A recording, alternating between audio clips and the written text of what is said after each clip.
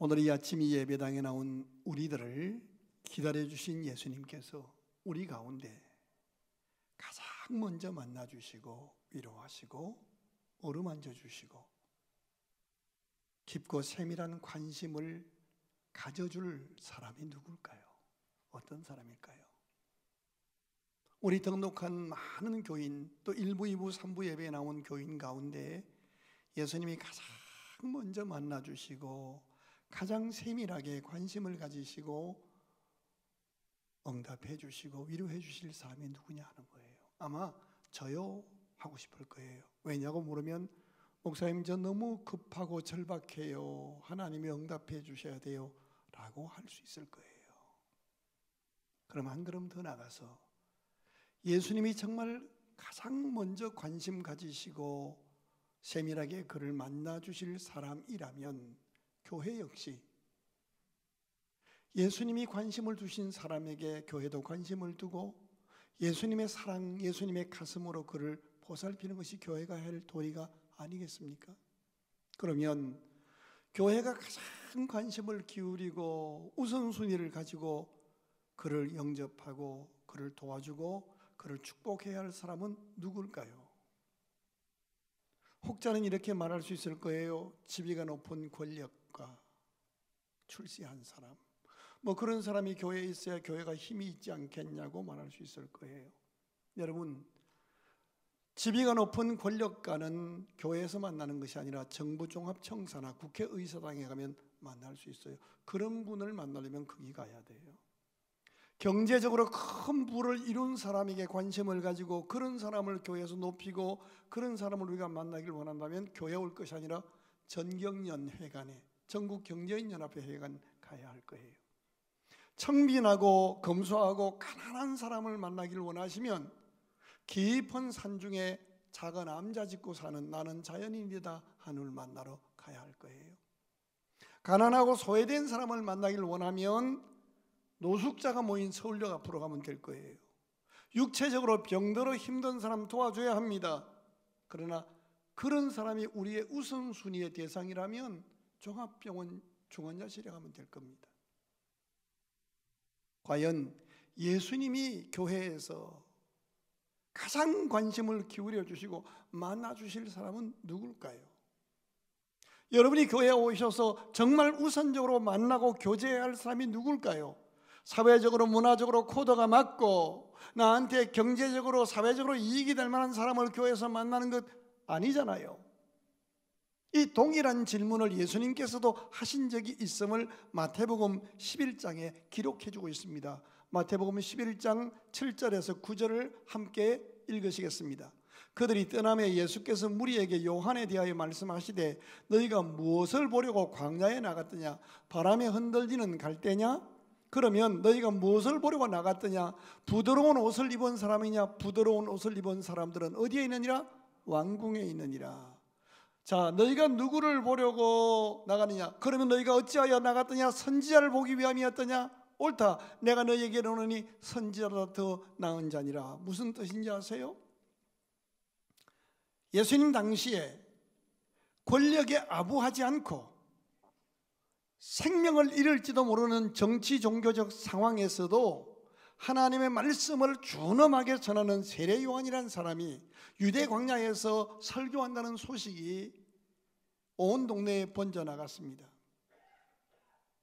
편견과 사심이 없이 그야말로 누구도 두려워하지 않고 대쪽 같은 성품으로 하나님의 말씀만을 전해준다는 그런 설교자가 있다는 소문을 듣고 군중들이 유대 광야로 몰려간 거예요. 그때 예수님의 제자들도 거기에 갔다 온 거예요. 그 소식을 듣고 예수님이 질문하신 거예요. 그렇게 좋은 교회, 그렇게 대쪽 같은 설교자가 있다는 소문을 듣고 왔는데 정말 너희가 어떤 사람을 만나려고 나갔느냐? 이걸 우리에게 적용하면 여러분 교회에 누구를 만나길 원하셔요?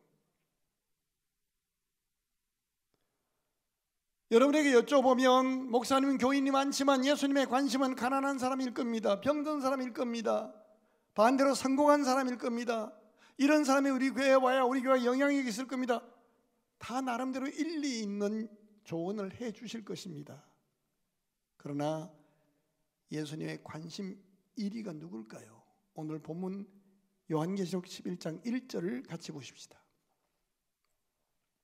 시작. 또 내게 지팡이 같은 갈대를 주며 말하기를 일어나서 하나님의 성전과 제단과 그 안에서 경배하는 자들을 측량하되, 하나님이 줄자를 주시면서 성전과 제단과 그 안에 들어와서 하나님 앞에 예배하는 자, 경배하는 자들을 측량하라는 겁니다. 하나님의 첫 번째 관심사는 똑똑한 사람, 성공한 사람, 윤리적으로 완벽한 사람, 세속적으로 힘 있는 사람, 반대로 가난하고 소외된 사람이 아니라 성전 안에 나와 제단 앞에서 마음과 뜻과 목숨을 다해 신령과 진정으로 예배하는 자를 최우선적으로 하나님은 관심을 가지신다는 사실입니다. 여러분이 혹 다른 도시로 이사 가셔서 어느 교회에 출석해서 그 교회를 섬기게 될 때 그 교회에서 여러분 사회적 코드로 사람을 만나려고 하지 마십시오. 누가 정말 진정한 예배자인가를 관심 가지시고 하나님이 기뻐 받으시는 예배자를 만나기를 꿈꾸시고 도모하시기를 바랍니다.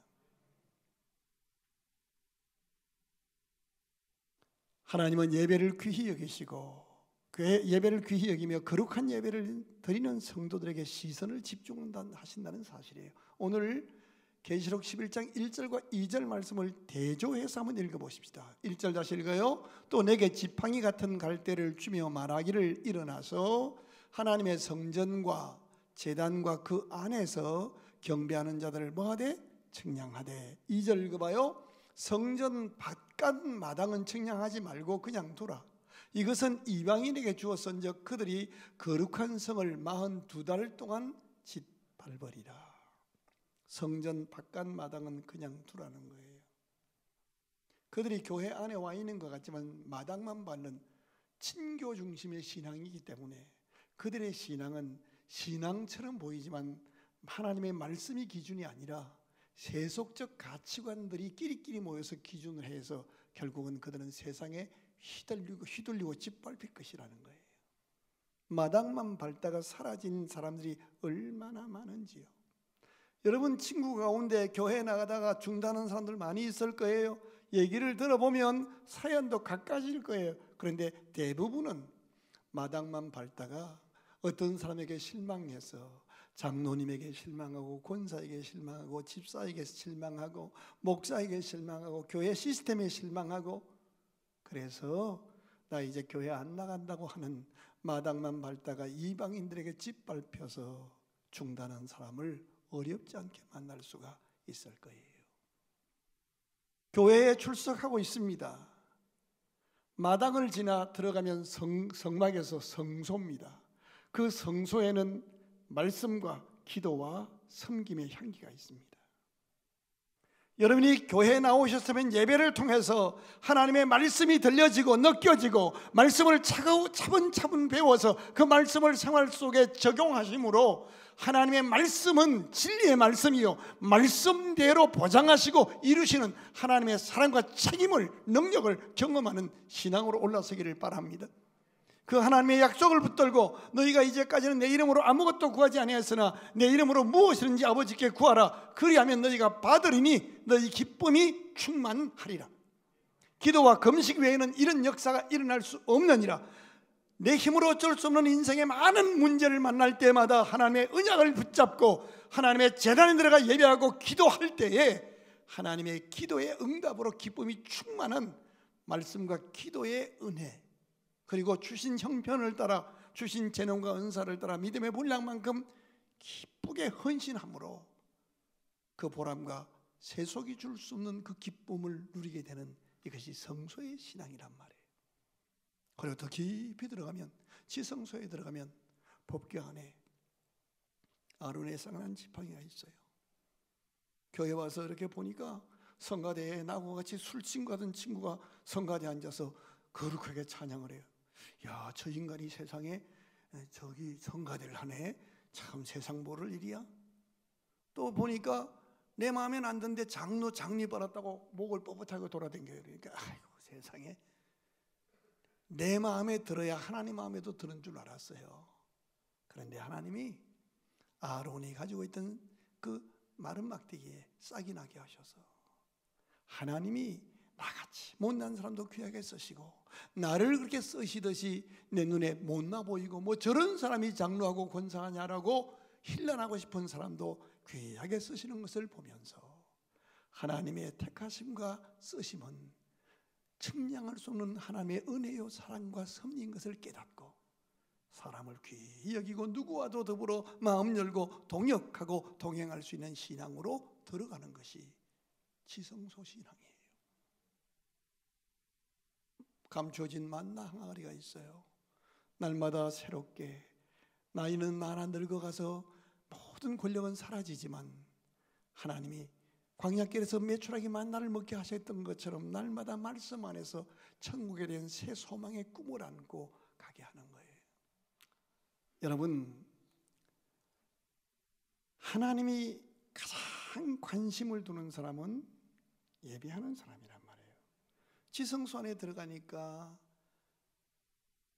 아론의 쌍난 지팡이, 법궤 안에 또 감춰진 만나 항아리, 하나님이 우리에게 매주마다 말씀으로 다시 꿈을 꾸고 다시 꿈을 꾸고 하늘의 천상의 꿈을 꾸면서 살게 하시는 거예요. 사랑하는 남편을 먼저 보내서도 다시 천국에서 만날 재회를 생각하며 일어나는 이런 걸 말하는 거예요. 그리고 두 돌판이 있어요.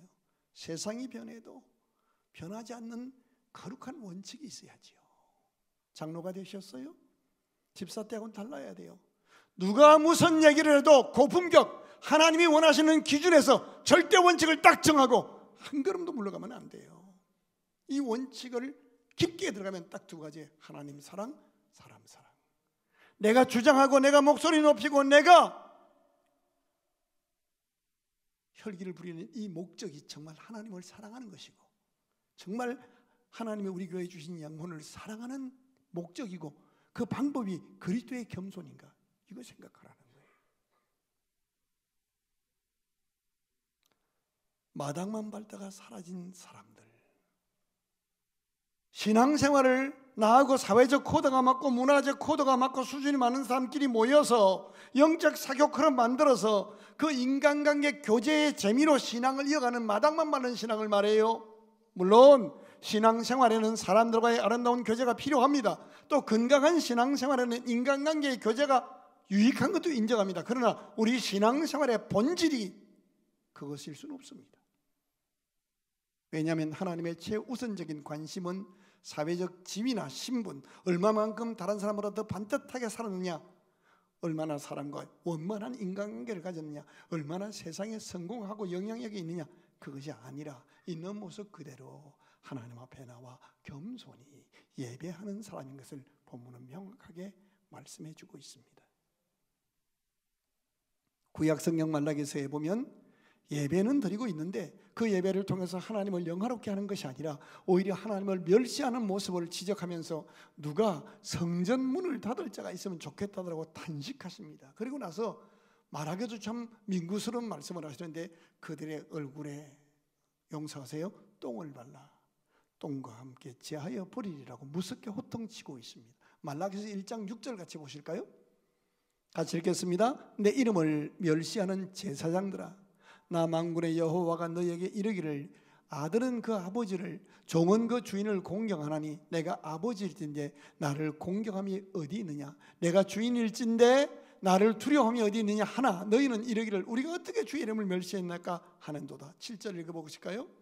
너희가 더러운 떡을 나의 제단에 드리고도 말하기를 우리가 어떻게 주의 주를 더럽게 하였나이까 하는도다. 10절 보겠습니다. 만군의 여호와가 이르노라 너희가 내 제단 위에 헛되이 불사르지 못하게 하기 위하여 너희 중에 성전문을 닫을 자가 있으면 좋겠도다. 자, 그리고 말라기서 2장 2절부터 3절 보십시다. 만군의 여호와가 이르노라 너희가 만일 듣지 아니하며 마음에 두지 아니하여 내 이름을 영화롭게 하지 아니하면 내가 너희에게 저주를 내리는데 너희의 복을 저주하리라. 이 말이 무슨 말인지 아세요? 하나님이 주신 복을 다 거둬가시겠다는 거예요.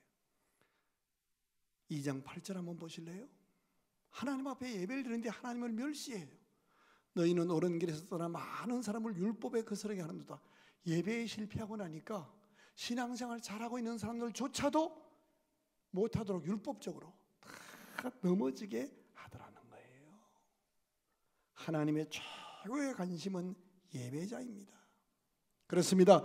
예배에 승리하면 세상과 자신을 이길 힘을 얻습니다. 하나님이 주신 사명을 능히 감당할 능력과 은혜와 지혜를 힘입게 됩니다. 그러나 예배에 실패하면 지극히 작은 비본질적인 문제 하나도 그냥 넘어가지 못하고 사사건건 걸려서 갈등하고 시험에 들어 넘어지거나 사랑하는 형제에게도 시기 질투하고 미워하다가 결국 교회 공동체의 화목과 평안을 깨뜨리고 하나님을 실망시키고 나중에는 배설물처럼 버림을 당하게 된다는 겁니다. 내가 너를 말라기 2장 3절 다시 읽어봐요. 시작. 보라, 내가 너희의 자손을 꾸짖을 것이요. 발음을 똑바로 해봐요. 미안하지요. 그러니까 똥 그래. 똥. 곧 너희의 절기의 희생의 똥을 너희 얼굴에 바를 것이라. 너희가 그것과 함께 제하여 버림을 당하니라. 하나님이 그렇게 이뻐하셨던, 영광을 바라셨던 성도들의 예배가 변질되어서 예배로 하나님을 멸시하니 하나님이 그것을 받으실 수 없다는 거예요. 네가 지금 드리는 그 예배 준비, 예배 참석, 자세, 태도, 생활에 적용한 열매, 그것을 너희 직장 상관에게 그대로 해보라. 그것을 기뻐 받아 주겠느냐라고 말씀을 하고 있는 거예요. 오늘 요한계시록 11장입니다.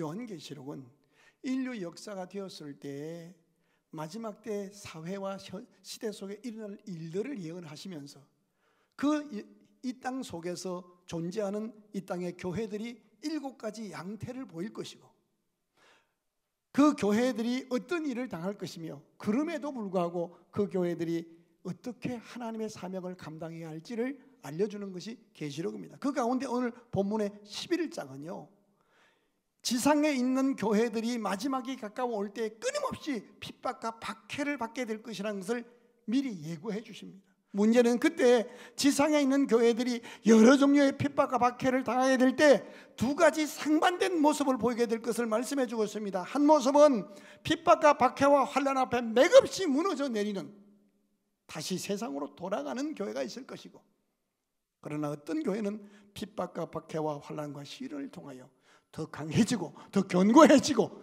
더 역동적으로 부흥하는 교회가 되어서 하나님의 뜻을 이루는 축복의 통로가 될 것이라는 말씀입니다.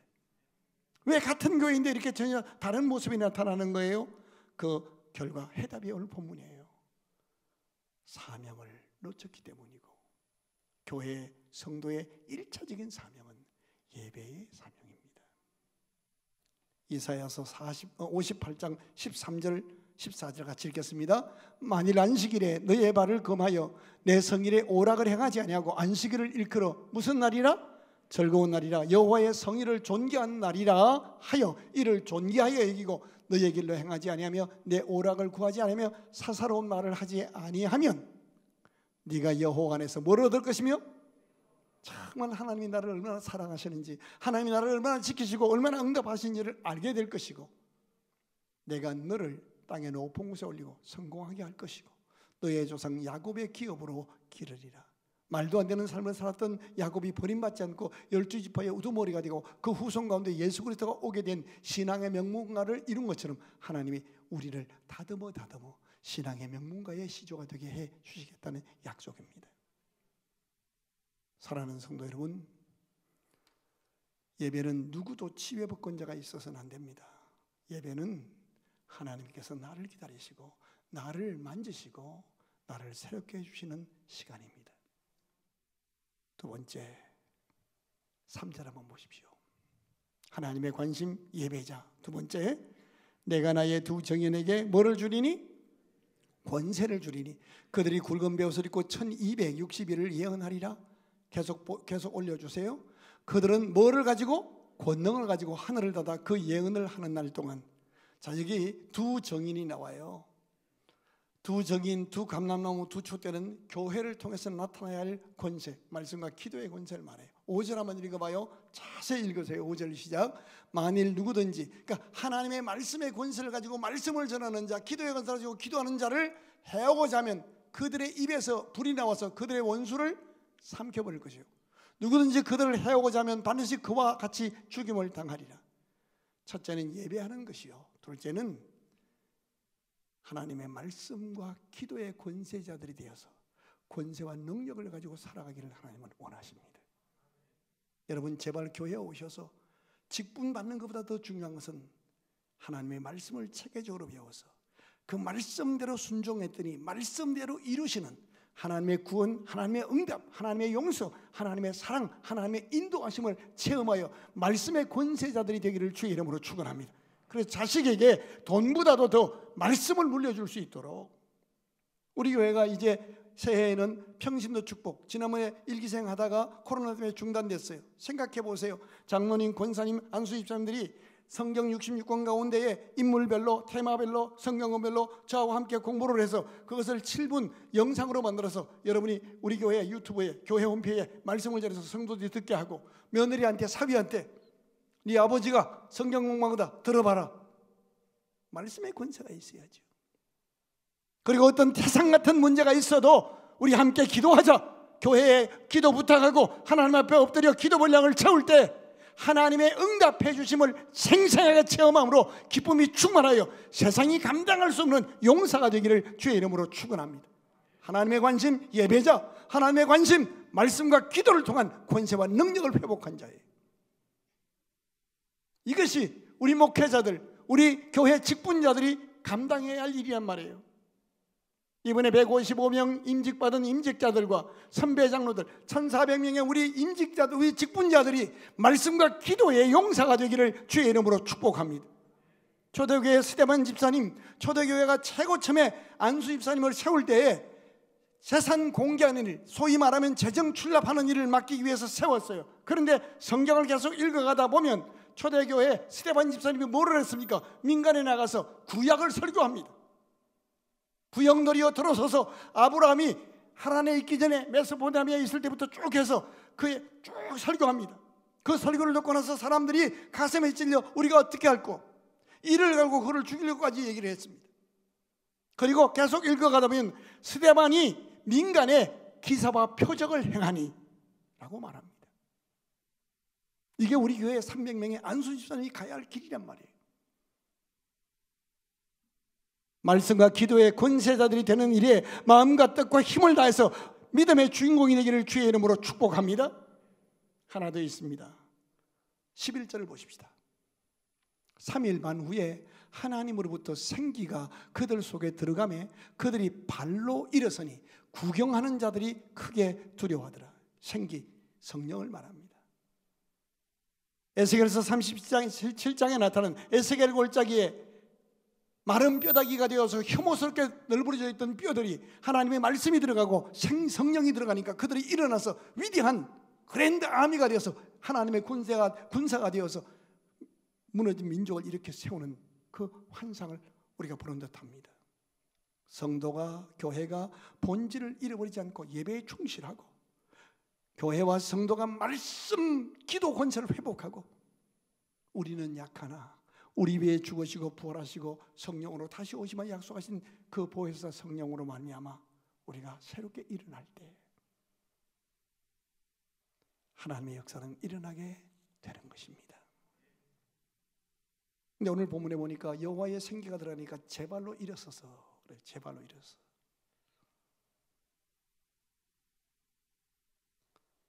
여러분, 우리가 예배당에 모여서 받는 성령 충만도 중요하지만요, 사도행전에 가면 사도행전 5장 41절 한번 읽어보십시다. 사도들은 그 이름 위하여 능력받는 일에 합당한 자로 여기심을 기뻐하며 공회 앞을 떠나니라. 그렇게 계속 읽어가면요, 복음을 전하다가 핍박받고 매맞는 것도 기뻐하며 그때 성령의 충만함을 입었다고 말씀하고 있습니다. 자, 혹시 실패하셨나요? 가정생활에, 사회생활에, 직장생활에, 신앙생활에 뒤로 밀리거나 기죽지 마세요. 우리 위에 죽으시고 죽음을 이기시고 부활하셔서 우리에게 오심을 약속하시고 오셔서 우리와 함께 하시고 우리를 도우시며 진리 가운데로 인도하시고 의의 길로 인도하시고 우리가 어떤 모습으로 죽더라도 신령한 몸으로 부활시켜 영생의 하나님 앞에, 영광의 하나님 앞에 서게 하실 그 성령을 사모하며 다시 일어서시길 바랍니다. 3년 동안 예수님에게 부름받고 친히 합숙훈련 받았고 어떤 경우에도 예수님 배신하지 않겠다고 호언장담했던 제자들이 상황이 어렵게 돌아가고 예수님 십자가에 못 박히니까 다 도망갔습니다. 실패했습니다. 그런데 그들이 실패했지만 하나님의 예수님의 약속을 붙잡고 마간의 다락방에 모여서 50일 동안 기도합니다. 무슨 기도입니까? 약속하신 성령이 임하기를 간절히 기도했습니다. 50일이 됐 그날 오순절날 약속한 성령이 임했고 그들이 그 권능으로 제발로 일어서서 다시 복음을 전합니다. 그 다시 일어나서 전한 복음이 2000년의 강을 건너서 우리에게까지 전달되어서 우리가 오늘 예수 믿고 구원받고 여기에 와 있는 겁니다. 어느 분야에서 실패했더라도 기죽지 마시고 다시 있는 모습 그대로 예수 그리스도의 이름으로 하나님 앞에 나와서 예배의 사람이 되기를 주의 이름으로 축원합니다. 권세와 능력, 말씀과 기도의 사람이 되기를 바랍니다. 그리고 약속한 성령의 사람으로 일어서십시오. 19절 보십시다. 하고 말씀을 마칩시다. 이에 하늘에 있는 하나님의 성전이 열리니 성전 안에 있는 하나님의 언약궤가 보이며, 저를 주목하세요. 예배의 사람, 권능의 사람, 성령의 사람으로 되니까 하늘이 열리고 하나님의 성전이 열리는 것이 보이는 거예요. 제발 부탁합니다. 교회 오셔서 코드 얘기하지 마세요. 남녀노소 빈부귀천 가리지 말고 예배의 사람이 되시고 예배의 사람과 귀하게 만나십시오. 그리고 무엇보다 말씀 배우는 일에 창념하십시오. 우리 교회 가장 좋은 프로그램이 다 교회 홈피에 영상으로 떠 있잖아요. 넷플릭스에서 영화를 밤새도록 보시 마시고 그건 잠깐 보시고 교회 홈피 들어오셔서 좀 제발 말씀 좀 공부하세요. 무엇보다 실패했을지라도 넘어졌을지라도 기죽지 마시고 성령의 사람이 될 때 하늘이 열리는 모습을 보여주실 것입니다. 세상은 갈수록 악해질 것입니다. 믿음의 사람들도 많은 숫자가 배교할 것입니다. 하늘의 별 3분의 1 주의 종들도 넘어질 겁니다. 그러나 다른 사람 어찌든지 우리는 예배의 사람, 말씀과 기도의 권세의 사람, 성령 충만한 능력자가 되어서 하늘 문이 열리고 하늘 성전에서 우리의 기도를 들어주시고 응답해 주셔서 땅의 시온의 대로가 열어지는 거룩한 길을 가는 믿음의 사람이 되셔서 세상아 나를 기다려라. 험한 파도야 나를 향해 덮쳐와 봐라. 나는 예배의 사람이다. 나는 말씀 부여잡고 기도하는 사람이다. 우리는 성령의 사람인 것을 네가 알게 해 주리라. 도전하여 하늘을 열고 하나님의 영광을 드러내고 우리 때문에 막혔던 결박들이 끊어져 하나님의 부흥이 임하게 만드는 믿음의 주인공이 다 되시기를 주의 이름으로 축복합니다.